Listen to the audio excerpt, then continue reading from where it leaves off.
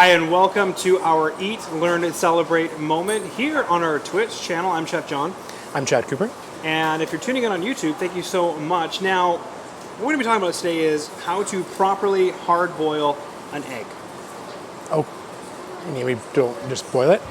Well, I think that's what the misconception is that number one, I just called it a hard boiled egg, and I'm not actually going to boil the egg. So that's the first thing, is that I'm not actually going to boil it. Now, if we take a couple of steps back and we talk about a hard-boiled egg, that's the parlance of the times, right?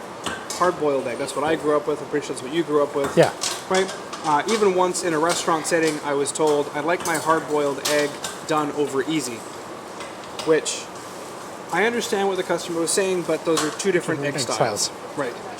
But nevertheless, that's kind of how we think about it, is a hard-boiled egg.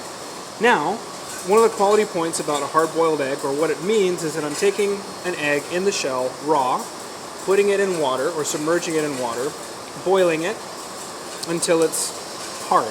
Yeah. Now, if we actually were to boil it, then the egg white would become rubbery.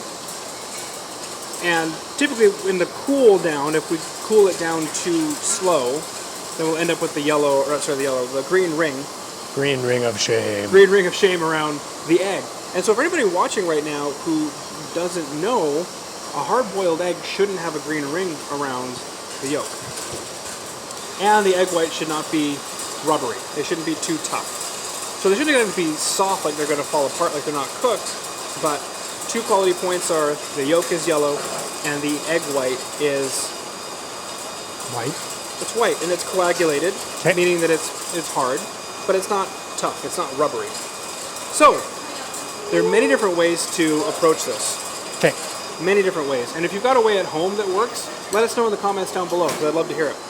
But one of the ways that I'm going to talk about here is, instead of boiling it, I'm actually going to be letting it sit in water, or allowing it to simmer very slowly, I guess you could say.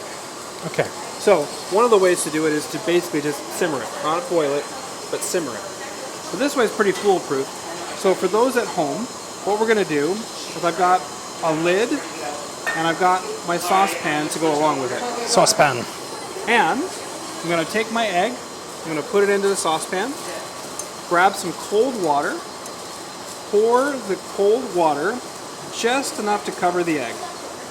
See? Just enough to cover it. I'm going to put it onto my source of heat. And I say a source of heat because it could be anything. It could be an induction burner, a gas top. You could even be doing this while you're camping. Or like some kind of a butane burner or something, or even campfire, right? Fire, good. So, or source of heat. I'm going to bring this up to a boil. Okay. So this is the one time where we're actually going to be doing the boil. I'm going to bring it up to a boil. Okay. As soon as it reaches a boil, and I don't mean some bubbles, I mean like a boil. The full boil. The full boil. I'm going to remove it from the heat. Put it someplace safe so that I'm not going to ruin my countertop or anything like that.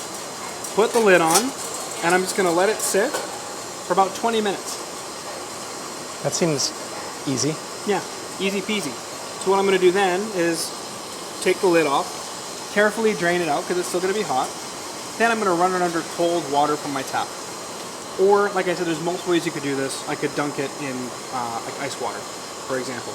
But what we're going to do here is cool it down fast enough so that we don't get that ring, that greenish ring around the yolk. Okay, that makes sense. Right. Then, after I'm done cooling it down to the temperature that I want, because what if I want to eat it while it's warm? I guess you probably want to not chill it all the way. Don't chill it all the way. But if I'm doing this to save for later, I could do this for like say maybe up to about 3 days in advance. Then I'm going to chill it down all the way under the cold water. And if I want to, I can even peel it then as well. While I've got it under the water, the best way is right on the top of the egg, or the large part of the egg, is a little air sac. Yes. So instead of banging it around the sides and then ending up with lots of little pieces of shell, I'm actually going to hit it up on where the air sac is. It's going to expose a lot of the shell. While it's under the running water, I'll peel it, and then we're good to go. Awesome. Yeah. All right. So just as a review, hard-boiled eggs. We're not actually going to be boiling them. The hard part means that the yolk is completely set, but we're going to do that without the egg white being tough and rubbery, and we're going to cool it down fast enough so that we don't get the green ring around the yolk. That seems like a good plan, John. Yes. And the best way to do that, I think, especially for home cooks, is take the egg, pop it into the pan, cold water over top. Yes, bring it up to a boil. As soon as it's at the boil, take it off, put it someplace safe, lid on, 20 minutes, drain, run under cold water. And if you want to peel it right then and there, then while you got it running under the water, that's one of the best ways. Because I know a common question is, how in the world do I peel an egg under running water? Makes things much better. Yes, absolutely. And then when you can slice it on the bias and boom! It's so beautiful. So beautiful. You got one of those picturesque eggs. So go ahead and try it. Let us know in the comments down below. If you want to get on the heat of the action, where you can see what's going on our Twitch channel right behind me, then go ahead and check out our Twitch channel. And thanks again for watching on YouTube. This has been our Eat, Learn, Celebrate moment.